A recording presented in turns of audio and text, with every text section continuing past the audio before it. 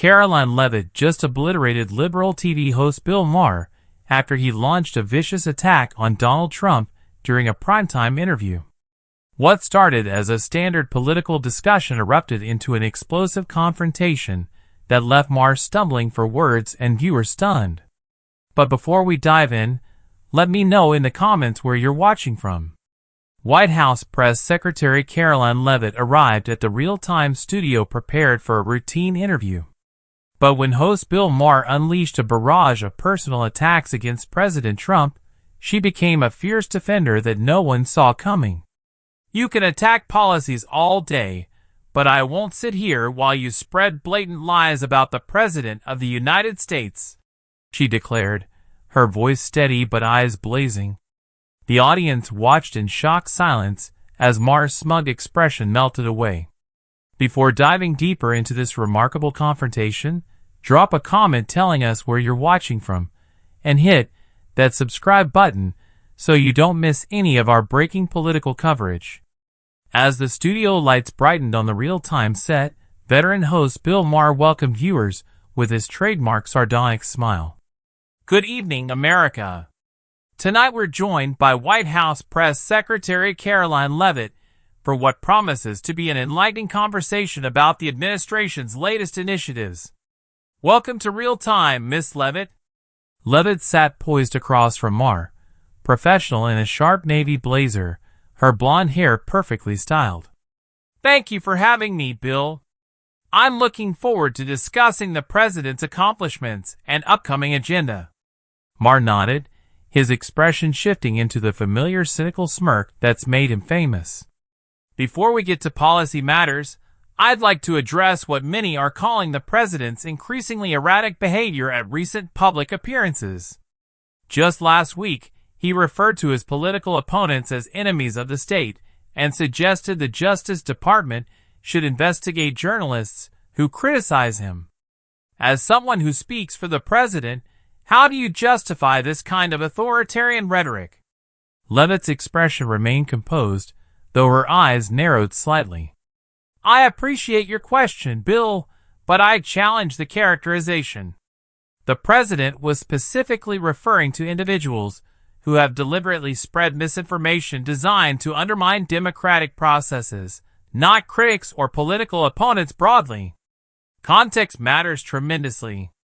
Maher let out one of his signature derisive laughs.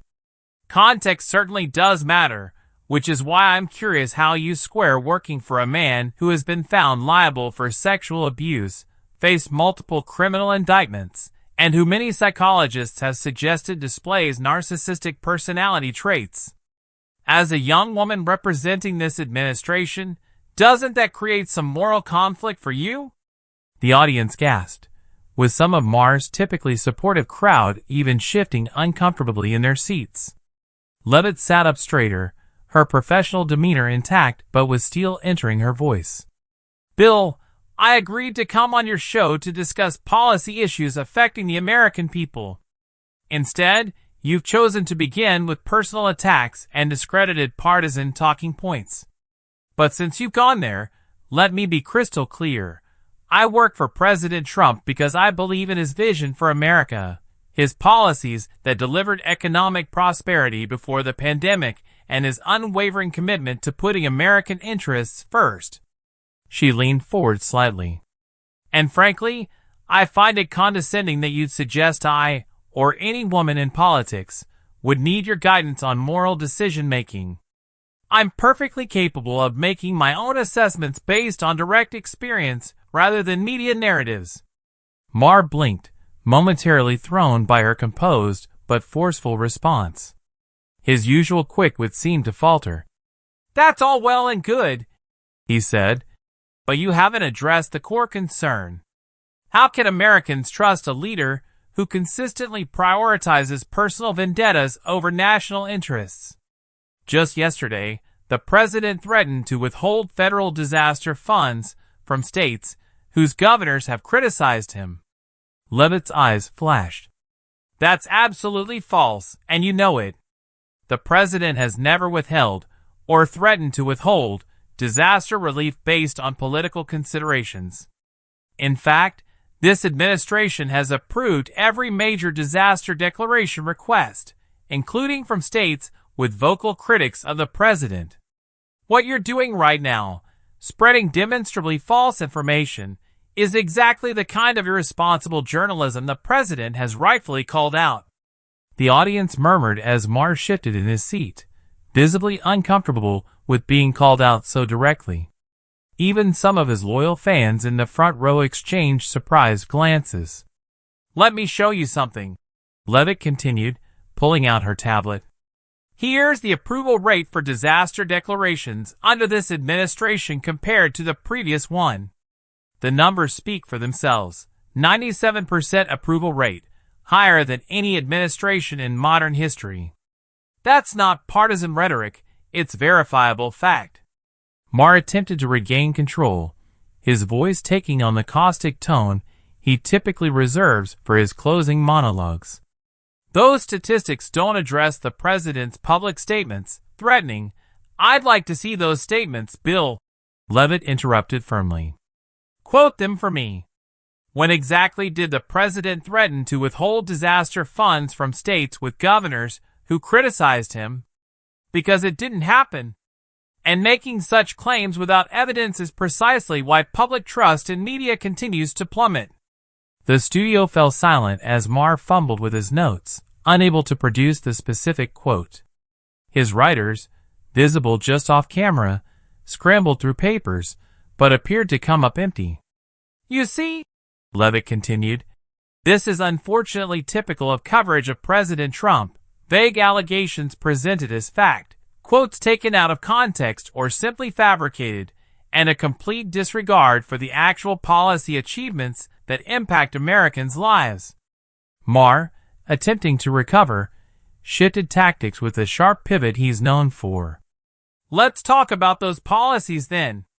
The president's economic approach has prioritized tax cuts for corporations, while inflation has hit working-class Americans hard. His trade wars caused significant damage to American farmers, and his handling of the pandemic resulted in one of the highest death tolls globally. How do you square that with your claim of successful policies?" Leavitt smiled slightly, as if expecting this pivot. "I'm glad you finally moved to policy, although your framing remains deeply misleading. Let's tackle these one by one with actual data." She turned to address the camera directly.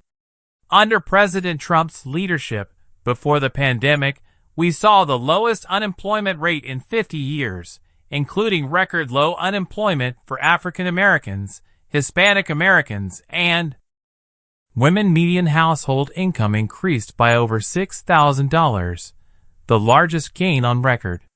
We created over 7 million jobs, more than 3 times what experts predicted. Back tomorrow," she continued. "As for trade policy, yes, there were short-term adjustments, but they resulted in the USMCA, which has strengthened American manufacturing and benefited workers across multiple sectors. Even labor unions that rarely align with Republican administrations praise this achievement." Maher tried to interrupt with one of his trademark sarcastic comments, but Leavitt held up her hand. "I'm not finished. Regarding the pandemic, the president mobilized the greatest public-private partnership in modern history through Operation Warp Speed, delivering vaccines in record time when experts said it would take years. Every American who lost their life to COVID represents a tragedy, but suggesting those deaths resulted from the president's policies rather than a once-in-a-century global pandemic is not just dishonest, it's ghoulishly political." The audience erupted in applause as Maher's expression darkened. Even some of his typically supportive crowd seemed won over by Leavitt's command of facts and unwavering composure. "The American people aren't stupid, Bill," Leavitt continued. "They remember their lives before the pandemic under President Trump's policies. They remember their increasing paychecks, affordable groceries and energy, and a world where America's enemies feared us and our allies respected us. They can compare that reality to what they're experiencing now." Maher, visibly frustrated, abandoned all pretense of journalistic objectivity and unleashed the kind of caustic monologue normally reserved for his show's closing segment.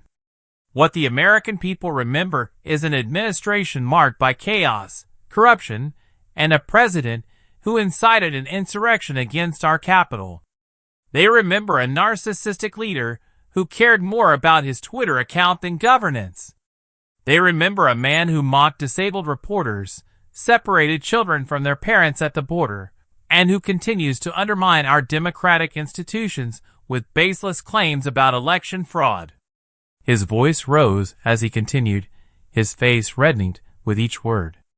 How can you, as an educated young woman, defend someone who has shown such flagrant disregard for democratic norms, who has been credibly accused of sexual misconduct by dozens of women, and who seems incapable of telling the truth? At what point does loyalty to party give way to basic human decency and respect for our Constitution? The studio fell silent as Maher finished his outburst, his face flushed with emotion. The cameras captured Leavitt's expression transforming from professional poise to cold determination. "Are you finished?" she asked quietly. Maher nodded, seemingly satisfied with his verbal assault, even as some audience members who had been nodding along now seemed uncertain. Leavitt took a deep breath, her gaze unwavering. "What you've just demonstrated is exactly why the American people have lost faith in institutions like this network. You invited me here under the pretense of discussing policy, but your real agenda was to launch this rehearsed partisan attack." She leaned forward, her voice measured but intense. "Let me address your litany of falsehoods one by one. First, the events of January 6th were undoubtedly tragic, but the president explicitly called for peaceful protest. The claim he incited an insurrection was rejected in his impeachment trial. Second, your reference to mocking a disabled reporter has been debunked countless times. Video evidence shows the president using the same gestures when imitating numerous non-disabled individuals. Context matters, as I said earlier. Third, the border separation policy you referenced began under the previous administration and was enforced due to court rulings requiring children to be removed from adult detention facilities. President Trump signed an executive order ending this practice, a fact your network barely covered. The audience began murmuring as Leavitt methodically dismantled Maher's claims. Some viewers could be seen pulling out phones, presumably fact-checking her statements in real time. Fourth, regarding election integrity, calling for transparent processes and verification is not undermining democracy, it's strengthening it. The American people deserve complete confidence in our electoral systems." She paused, making direct eye contact with Maher. "But what's most revealing about your diatribe is the personal nature of your attacks, both against the president and against me. You question my education, my values, and my integrity simply because I don't share your political perspective. This patronizing attitude toward women who don't align with your ideology is precisely why so many Americans have tuned out mainstream media." Maher attempted to interrupt with a quip about alternative facts, but Leavitt raised her voice slightly to continue. "You ask about basic human decency while demonstrating none yourself.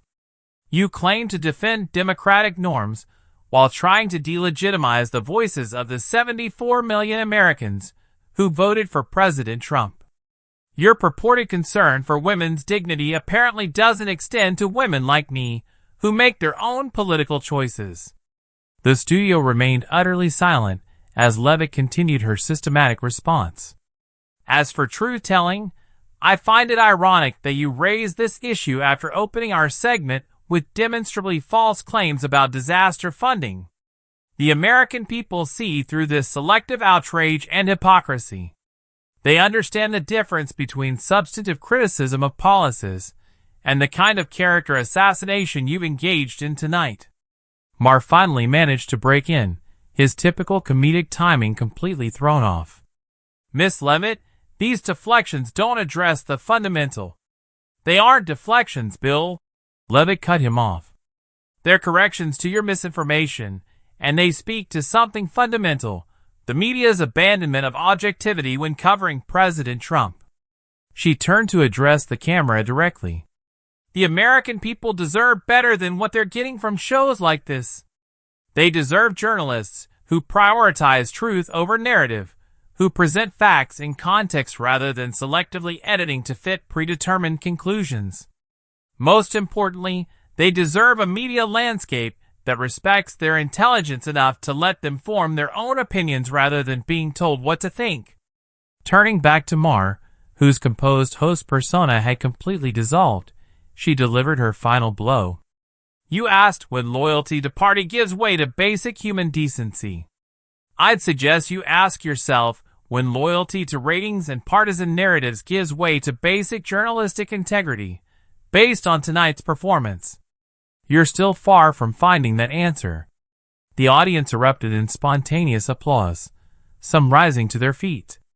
Even several audience members wearing liberal-themed t-shirts joined in, apparently impressed by her command of facts and unwavering composure. Maher's face flushed deeper as he realized he'd lost control of his own show. We'll take a brief break, he muttered, signaling frantically to his producer. As cameras cut away, the studio buzzed with excitement. Production assistants scrambled as Maher stormed off set, leaving Leavitt calmly reviewing notes on her tablet.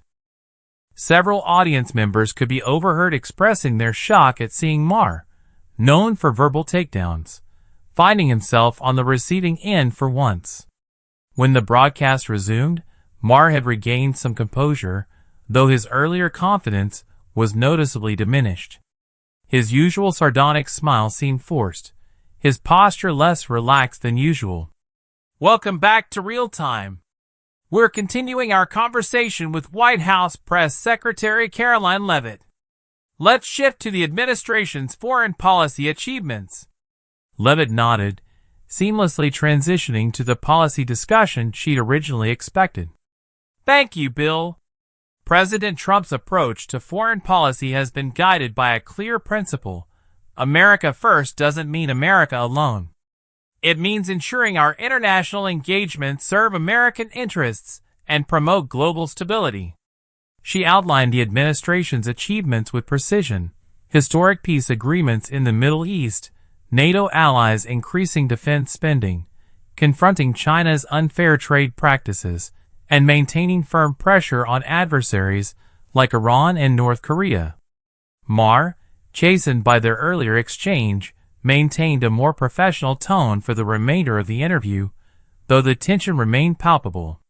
He even occasionally nodded in agreement when Leavitt cited statistics about increased military readiness and reduced foreign deployments. As the segment concluded, Maher offered a stiff sign-off, noticeably missing his usual witty parting shot. That's all the time we have tonight. I'd like to thank White House Press Secretary Karoline Leavitt for joining us. Leavitt smiled graciously. Thank you for the opportunity, Bill. I hope your viewers found our discussion informative. The moment the broadcast ended, social media exploded. Clips of Leavitt's systematic takedown spread virally across platforms, with hashtags like #HackleLeavitt, #DestroysMaher, and #RealTimeShowdown trending worldwide within minutes. Even entertainment sites that rarely cover political interviews began posting analyses of the exchange, comparing it to iconic moments in television history. Conservative outlets praised Leavitt's composure and command of facts. White House Press Secretary schools liberal host on live TV, read one headline. Another declared, Karoline Leavitt shows how to fight media bias without losing your cool. Liberal commentators attempted to frame the exchange differently, but even some acknowledged that Maher had overplayed his hand. Maher's aggressive approach backfired spectacularly, admitted one progressive pundit.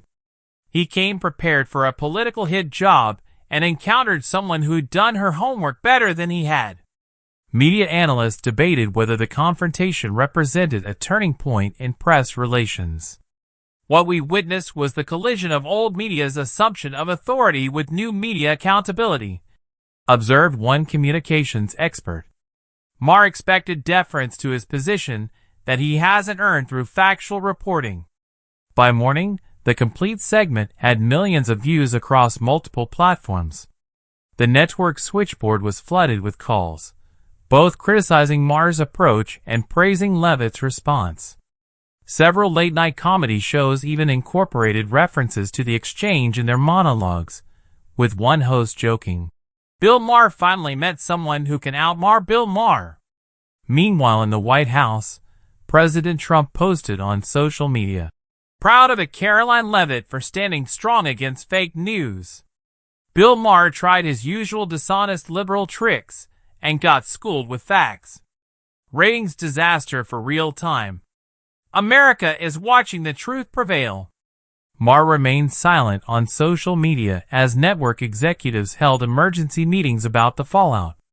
Inside sources revealed intense debate about whether Maher had violated journalistic standards with his overtly partisan approach and whether disciplinary action was warranted.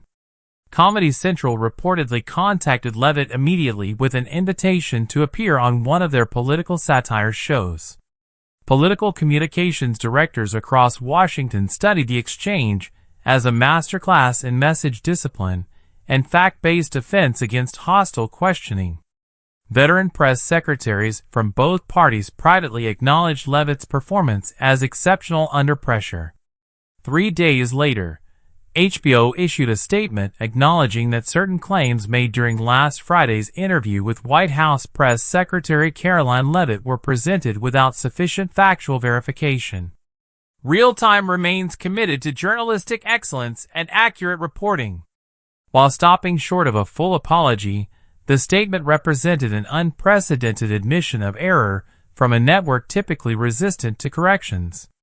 Industry insiders noted it was the first time in Maher's long career that his network had issued such a statement following one of his interviews.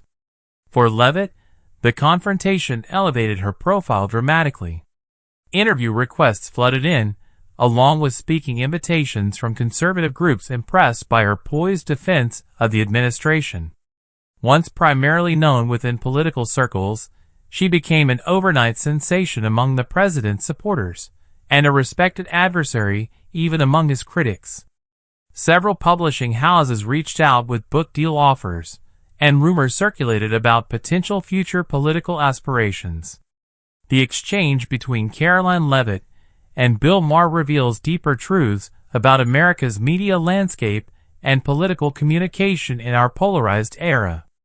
In a world where sound bites often replace substance and partisan attacks substitute for policy debate, Leavitt's methodical, fact-based approach demonstrated that preparation and composure remain powerful weapons against media hostility. For viewers across the political spectrum, the confrontation offered a rare unfiltered moment of accountability, where rehearsed talking points gave way to genuine debate about truth, facts, and media responsibility. Maher's approach backfired because it exemplified precisely what many Americans have grown weary of: public figures who position themselves as neutral arbiters while advancing transparent political agendas. Leavitt's success came not just from defending the president, but from challenging the premise that media figures can serve as unchallenged moral authorities. By refusing to accept mischaracterizations and demanding evidence for claims, she forced a confrontation not just about political differences, but about the basic standards of public discourse. Whether this exchange leads to lasting changes in media approach remains to be seen, but it has certainly provided a template for how public officials can effectively respond when faced with hostile questioning that crosses the line from tough journalism to partisan advocacy.